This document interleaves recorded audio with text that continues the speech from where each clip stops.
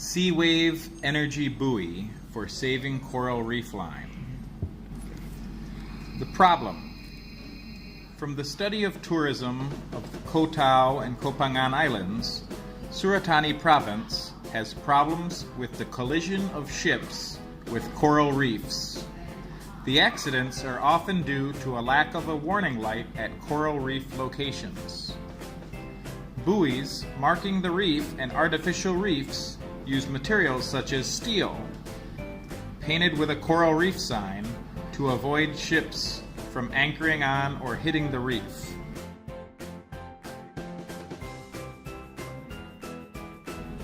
But the problem is at night and in the daytime, the light is not enough to make the buoys visible to the passing ships, which results in the collision of ships with the reefs. The reefs cause damage to the ships, which can lead to oil leaks that damage the marine ecosystem. There is also a risk of shipwreck that can affect the lives and property as well. The object. First, this buoy can generate electrical energy from the energy in sea waves. Also, this buoy has GPS and LDR and 3 sensors for warning when the boat encroaches in the coral reef line. The sensors will send a warning message by line notify application to inform the Coast Guard that someone has encroached on the coral reef. The buoy generates 40 watts of energy for each wave cycle.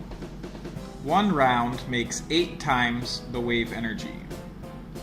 This energy is stored inside the buoy, which can be used to charge a battery for household use on a nearby island. The buoy's generator was taken from a washing machine. It creates 35 to 40 volts, and a rectifier circuit converts the alternating current to direct current to 12 volts. The buoy's LED light operates on DC and automatically turns on using the LDR system. The results. The energy production per year equals 350.4 kilowatts for the conservation of coral reefs and to reduce the loss of life and property. We can increase the number of buoys